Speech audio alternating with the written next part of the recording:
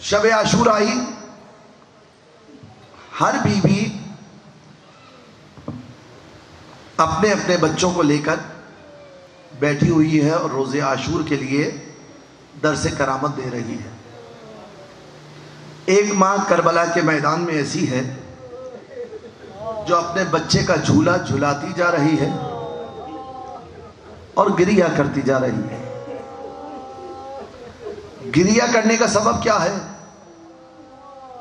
وہ شوق شہادت، وہ مکتب ولایت کا شوق شہادت کہ میرے لال کل آقا حسین پر علی اکبر اپنی قربانی دیں گے، کل قاسم اپنی قربانی پیش کریں گے، اے میرے لال کاش تو بھی جوان ہوتا، تجھے بھی امامت اور ولایت پر قربان کر دیتے۔ یہ ماں بار بار جھولا ہلاتی جا رہی ہے، گریہ کرتی جا رہی ہے، اور جانتے ہیں شب عاشور اصغر کی جھولے میں حالت کیا تھی؟ اب تو رونے کے ہی دن ہے نا،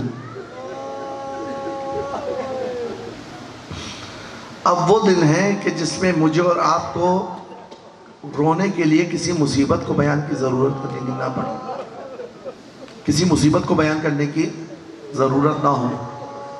پانی دیکھیں تو روئیں، اپنے گھر کی چھوٹی بچیوں کے سروں پر چادر ڈالیں تو روئیں، اپنی ماں بہنوں بچیوں کو گھر کی خواتین کو حجاب کر کے ہوئے جاتے ہوئے دیکھیں تو روئیں کہ زینب یہ آپ کا صدقہ ہے کہ آج ہمارے معاشرے میں حیا پائی جاتی ہے، حجاب کا رجحان پایا جاتا ہے، یہ بی بی کا صدقہ ہے، ان کی کرم نوازی ہے۔ جب کبھی اپنی شیرخوار بچے کو دیکھے تو روئے۔ کل کی مجلس میں کہا تھا نا، امام نعمت شناس ہوتا ہے، امام نعمت شناس ہوتا ہے۔ جب کبھی اپنے بچے کو پیار کرے نا تو امام کی مظلومیت کو یاد کر لیجئے گا کہ امام نے کیسے اپنے بچے کو آغوش میں قربان ہوتے ہوئے دیکھا ہوگا۔ اللہ اکبر۔ شب عاشور کیا حالت ہے اصغر کی؟ بی بی رباب نے ایک جملہ جناب علی اصغر کے لیے استعمال کیا ہے۔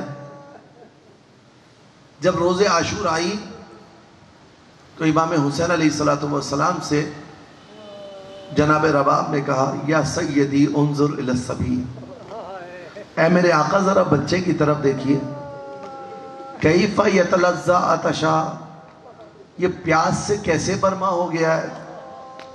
یہ یتلذع لفظ جو عرب استعمال کرتے ہیں نا، وہ پیاس کے لیے استعمال نہیں کرتے، یہ یتلذع لفظ عرب استعمال کرتے ہیں اس مچھلی کے لیے جس کو پانی سے جدا کر دیا جائے، جو پانی سے جدا ہو جائے۔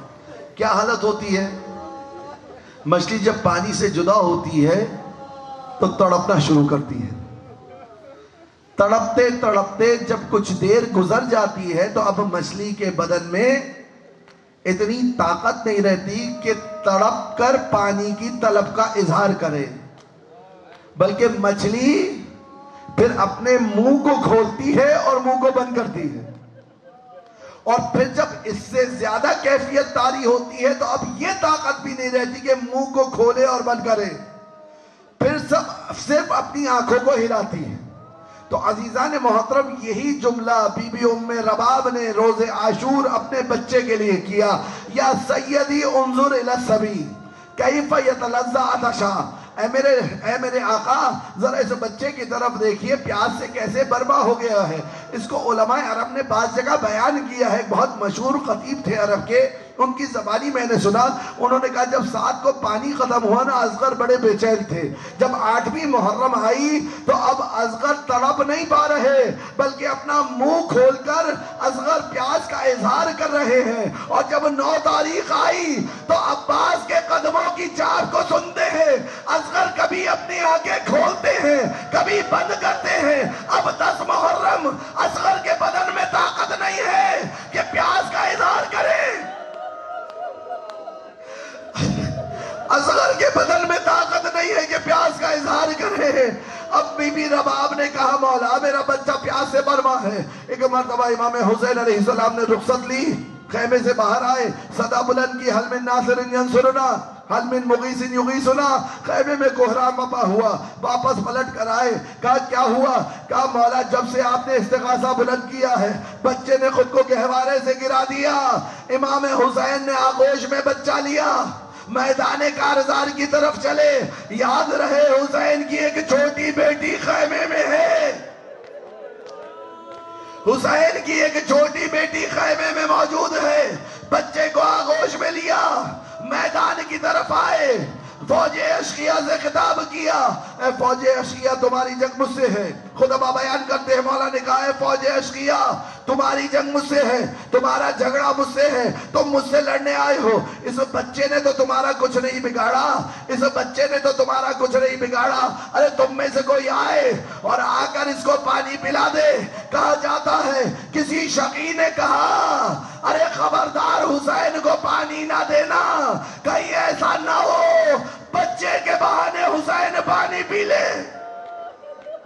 اجرکم اللہ، بچے کے بہانے حسین پانی پی لے۔ اب ذرا تصور کیجئے وہ حسین جس کا کڑیل جوان بیٹا پیاسا دنیا سے چلا گیا، اس کو پانی سے کیا رغبت، جس کا عباس بازو کٹائے سو رہا ہو اس کو پانی سے کیا لگاؤ، جس کی 4 سالہ بچی ہاتھوں میں خالی کوزہ لیے دریا کا رخ کیے ہو، وہ حسین پانی پیے گا۔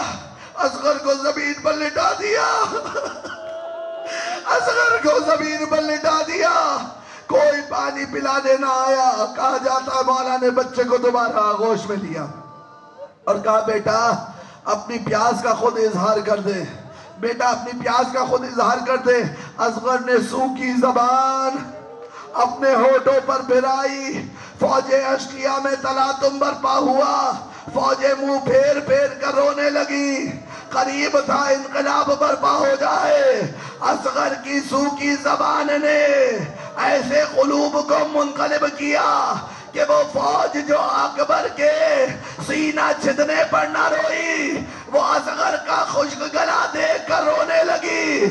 عمر سعد لعین نے حکم دیا، یا حرملہ اقطع کلام الحسین، حسین کے کلام کو قطع کر دو۔ ادھر اس نے تیر سہشوبہ، تیر سہشوبہ جانتے ہیں کسے کہتے ہیں؟ تیر سہشوبہ کسے کہتے ہیں؟ 3 بھالوں والا تیر۔ یہ 3 بھالوں والا تیر کیا ہوتا ہے؟ 3 تیروں کو ایک مقام پر رکھ کر رسی سے اس انداز سے مضبوطی سے باندھا جاتا ہے، اس کے پھلوں کو پھیلا دیا جاتا ہے اور بڑی کمان سے اس کا نشانہ تاکا جاتا ہے تاکہ جنگ میں گھوڑوں کا نشانہ لیا جا سکے۔ حرملہ نے تیر سہشوبہ کو کمان میں جوڑا، اب جو کمان میں جوڑ کر رہا کرنا چاہا تیر خطا ہو گیا، دوسرا تیر جوڑا، دوسرا تیر خطا ہوا، تیسرا تیر جوڑا، تیسرا تیر خطا ہوا۔ ایک مرتبہ جب امیر مختار نے حرملہ سے پوچھا تھا، اے حرملہ تو بڑا مشہور تیر انداز تھا، تیرا تیر خطا کیوں ہوا؟ کہا کیا کرتا، تیر کو رہا کرنا چاہتا تھا، خیمے سے سیاہ برقعے میں کوئی بی بے چین ہو کر باہر نکلتی، واپس خیمے میں چلی جاتی۔ اب جو تیر کو کمان میں جوڑا،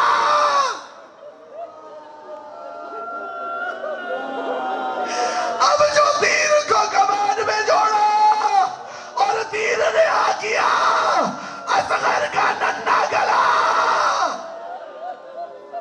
اجرکم اللہ چھد گیا۔ حسین حیران و ششدر میدان کربلا میں کھڑے ہیں۔ اے کاش میں اس روایت کو مکمل کر سکوں۔ حسین ششدر میدان کربلا میں کھڑے ہیں، کبھی زمین کی طرف دیکھتے ہیں، کبھی آسمان کی طرف دیکھتے ہیں۔ صبح سے آقا لاشیں لا رہے ہیں نا، علی اکبر کا لاشا لائے، اون و محمد کا لاشا لائے، حر کا لاشا لائے، سب کے لاشیں لے کر حسین خیمے میں آئے۔ یا ابا عبداللہ اس ننھے سے لاشے میں کتنا وزن ہے؟ ننھا سا لاشا آغوش میں ہے، 7 مرتبہ آگے بڑھے، اصغر کا ماتم کیجئے، 7 مرتبہ حسین آگے بڑھے، 7 مرتبہ پیچھے ہٹے۔ انا للہ وَإِنَّا إِلَيْهِ راجعون رضا بقضائه وہ تسلیما لامرہ کہہ کر داخل ہوئے. ایک چھوٹی بچی خیمے میں موجود تھی. نہ جانے بچی کے ذہن میں کیا خیال آیا. کہا جاتا ہے باپ کا دامن پکڑ کر کہنے لگی بابا بھیا کو سیراب کرا لائے, میں بھی بہت پیاسی تھی.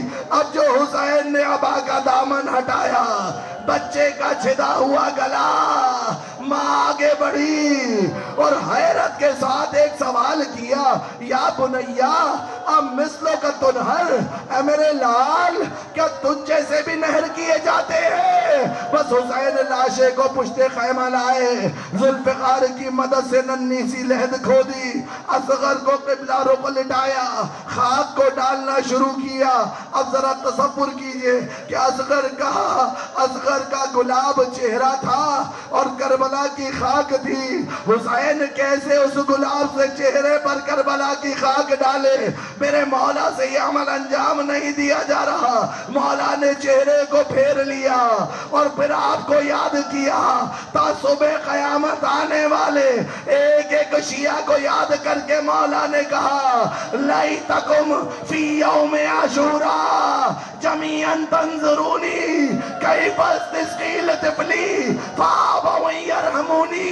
اے میرے شیعوں کاش تم روز عاشوراء ہوتے. ارے دیکھتے میں کیسے طفل صغیر کے لیے پانی مانگ رہا تھا اور اشقیاء نے مجھ پر رحم کرنے سے انکار کر دیا.